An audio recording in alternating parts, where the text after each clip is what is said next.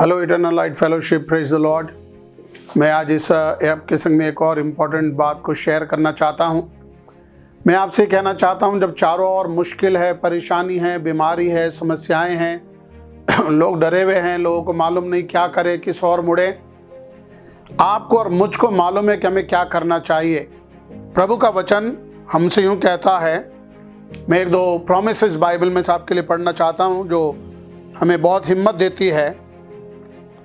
भजन 50 का 15 मैं आपके लिए पढ़ रहा हूँ और वहाँ यूँ लिखा है, संकट के दिन मुझे पुकार, मैं तुझे छुड़ाऊंगा और तू मेरी महिमा करने पाएगा।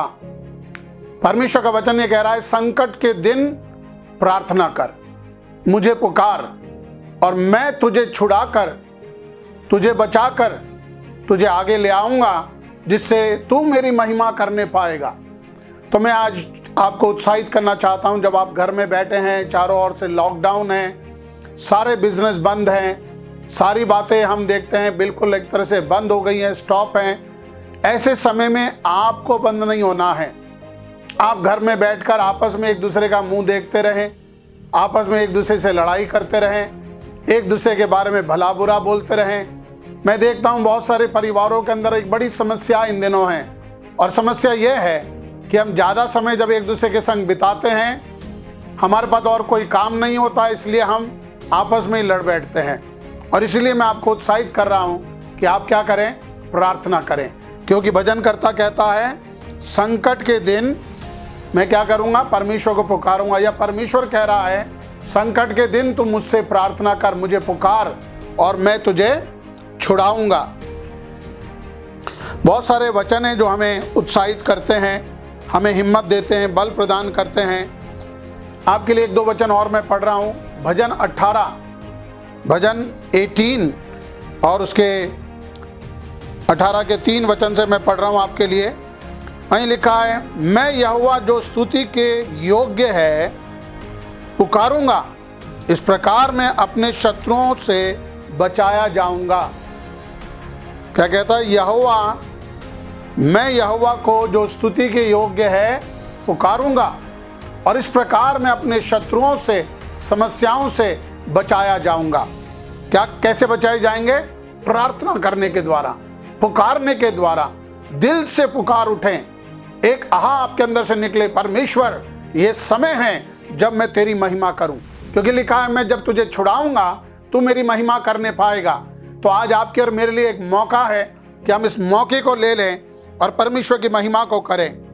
भजनकर्ता फिर आगे यूं कहता है, मृत्यु की रस्सियों से मैं चारों ओर से घिर गया हूं, अधर्म की बाढ़ ने मुझको भयभीत कर दिया।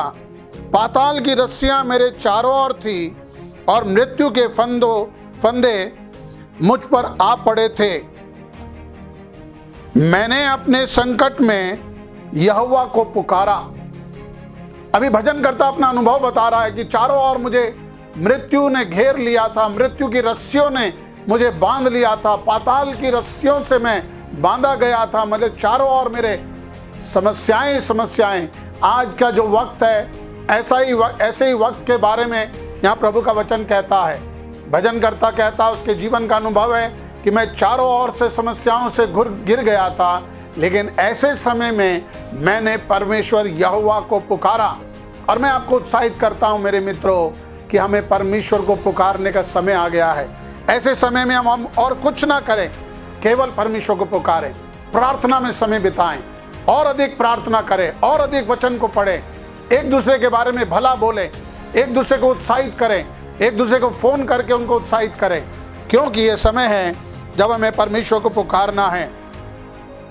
उसके बाद साम 86 भजन 86 उसके 5 वचन से मैं आपके लिए पढ़ रहा हूं। क्योंकि हे प्रभु, तू भला और क्षमा करने वाला है और जितने तुझे पुकारते हैं उन सबों के लिए तू अति करुणा में है। हे यहोवा, मेरी प्रार्थना की ओर कान लगा और मेरे गिड़गिड़ाने की ओर ध्यान से सुन। संकट के दिन मैं तुझको पुकारूंगा क्योंकि तू मेरी सुन लेगा।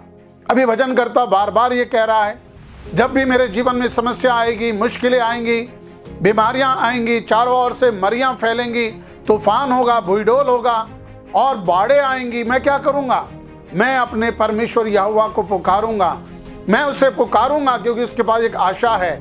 मैं तुझे पुकारूंगा क्योंकि तू मेरी सुन लेगा। हे परमेश्वर, मेरी प्रार्थना की ओर ध्यान दे और मेरे गिड़गिड़ाने की ओर अपने कान लगा।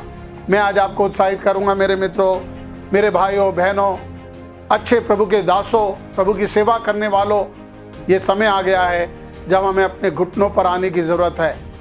फालतू की बातें मुंह से ना करें, नेगेटिव बातें ना बोलें। चारों ओर जो चल रहा है उस न्यूज़ को देखकर आप भी अंगीकार ना करें, लेकिन आप परमेश्वर के वचन के अनुसार बोलें। जब भी मेरे ऊपर संकट आएगा, मृत्यु की रस्सियां मुझे घेर लेंगी, मैं क्या करूंगा? मैं अपने परमेश्वर यहोवा को पुकारूंगा, अर्थात उससे प्रार्थना करूंगा। और जब मैं प्रार्थना करूंगा वो मुझे छुड़ा लेगा, वो मुझे बचा लेगा, वो मेरी प्रार्थना को सुनेगा।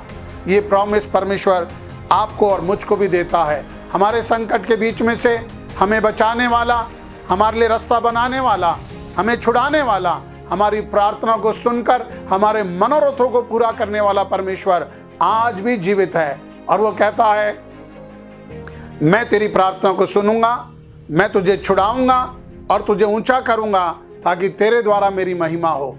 इस वचन को अगर आपने सुना है, ध्यान से अपने जीवन में लागू करें।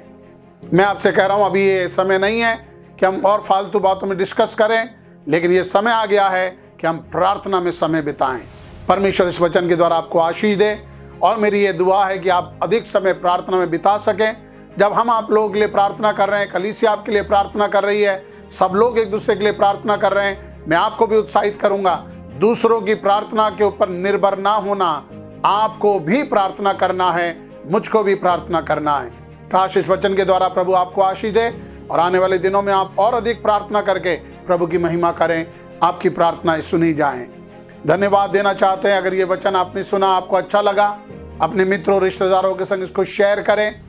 मैं आपसे आग्रह करूंगा कि आप जो है इसको घंटी को बजाएं, घंटी को दबाएं, ताकि जब भी अगला वीडियो आए आपके पास उसका नोटिफिकेशन आ जाए।